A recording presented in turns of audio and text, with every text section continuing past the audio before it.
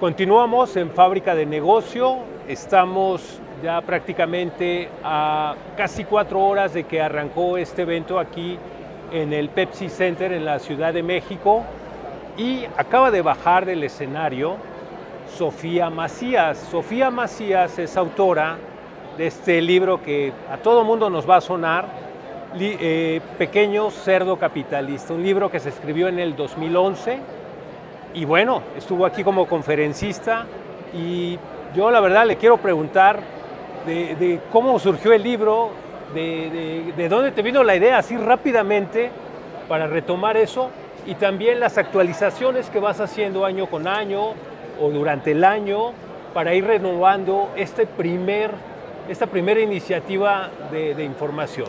Por ahí de 2008, cuando empezaba la crisis financiera global, la primera grande que nos tocó, que el secretario de Hacienda decía que era un catarrito y pues nos dio un revolcón a todo el mundo, nos dio pulmonía, yo empecé un blog que al principio no tenía un nombre. Y yo le decía a una amiga mía, oye Alejandra, tienes que ahorrar, estamos saliendo de la universidad, si no lo haces ahora, que no pagas renta, ¿cómo lo vas a hacer más grande? Y entonces ella me dijo, ¿tú qué haces con tu dinero? Yo le dije, bueno, ahorro y mis ahorros los meto en fondo de inversión y parte de este fondo de inversión está en la bolsa.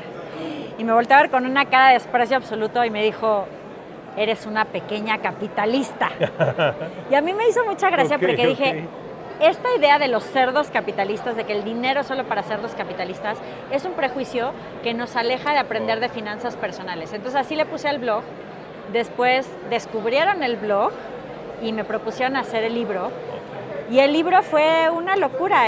Cuando se publicó, a las 3 semanas se había agotado el primer tiraje, esto en 2011. Y pues básicamente el de finanzas personales fue el primero, luego el de inversiones, luego los libros de ejercicios, pero han ido educando por lo menos a los millennials que se dejaron, a la generación de millennials que se dejó educar financieramente. Y sobre todo enseñarle a la gente que el dinero es algo más que cosa de números, que aunque tú no seas financiero, es algo que te vas a topar toda tu vida, entonces te tienes que aprender a llevar bien con él y a sacarle provecho para que no te agarren otros de su puerquito.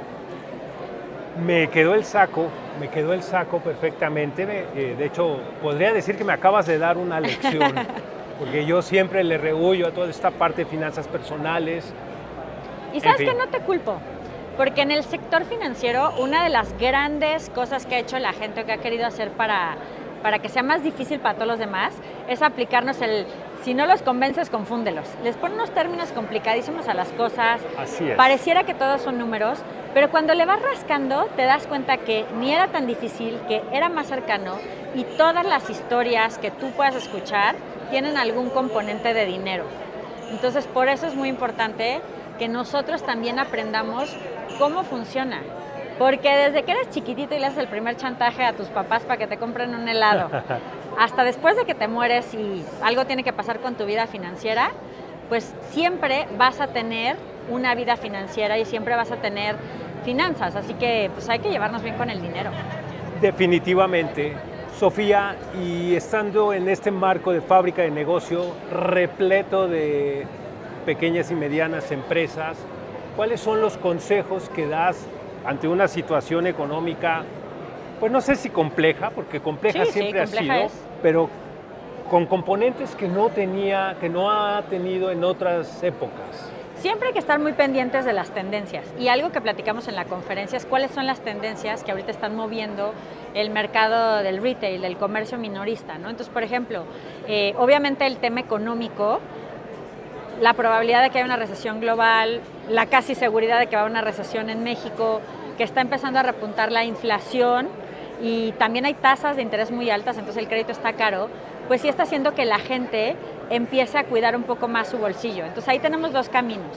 O empezamos a ver cómo nosotros podemos tener ciertas líneas que sean de hard discount, de precios mucho más accesibles.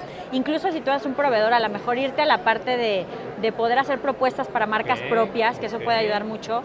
O de plano le metes muchísimo más a tu oferta de valor para que entonces la gente te seleccione porque resuelves mejor una cierta necesidad, ¿no? Entonces creo que eso es muy importante. También algo que estamos viendo mucho es el tema de la omnicanalidad, ¿no?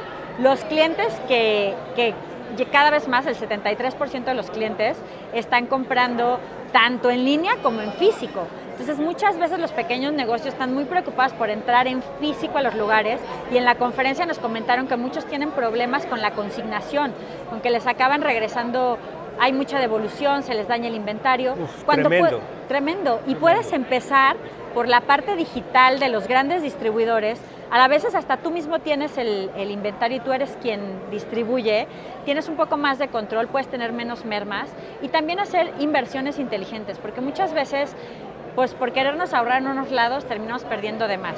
Y 3 ejemplos muy claros son los empaques, que cuando tú no tienes un buen empaque y, por ejemplo, en cosas que son líquidos, shampoos, productos de belleza, se te riega todo, o alimentos, y eso pues te va a generar devoluciones y mermas. También en los etiquetados y por supuesto en el tema del código de barras. Ahorita cada vez más estamos utilizando el comercio electrónico, y pues si tú tienes un solo código de barras y vendes juguetes de 5 colores, pues a lo mejor tu cliente quería el amarillo y le mandaste el azul, ¿no? Y entonces eso te puede generar devoluciones. Entonces hay que empezar a detectar dónde están estos lugares de nuestro negocio que podemos aprovechar y también darles opciones a los clientes. Está creciendo mucho el tema de los pagos digitales, o sea, por ejemplo, las wallets, Apple Pay, Google Pay, etcétera. Y también el Buy Now, Pay Later, o sea, compra ahora y paga después, sobre todo en las generaciones más jóvenes. Entonces, a lo mejor incorporar esos costos a tus productos o dar esas opciones de alguna manera, en estos tiempos donde la gente está más apretada, puede ser valorado. Por cierto, hablando de las wallets, no se pierdan mi opinión en Retailers Magazine, se publicó la semana pasada y hago un comparativo justamente de las wallets que vienen a revolucionar esta pasarela de pagos. Sofía, finalmente, ¿dónde pondrías la tecnología? ¿Qué tan tecnológico tienes que hacer para hacer tus finanzas? ¿O tienes que ser más sensible? ¿O hacia dónde te tienes que rodear de aplicaciones? ¿Cómo es esto? Y con esto vamos a ir cerrando esta charla. Pues tanto para la tecnología, tanto para el negocio como para las finanzas, la tecnología, la verdad, te va a ayudar muchísimo. Y más ahorita hablamos justamente en Fábrica de Negocios sobre el tema de la inteligencia artificial. O sea, desde reducirte mails, ayudarte a mejorar la atención al cliente, empezar a predecir mejor temas de inventarios o de devoluciones, pues de pronto usar plataformas te puede ahorrar muchísimo tiempo, y también sobre todo si tienen el tema de inteligencia artificial. Para el tema de finanzas personales, si bien hay todas las modalidades, puedes hacer un presupuesto en una hoja de papel y lo que importa es que tengas claros tus números.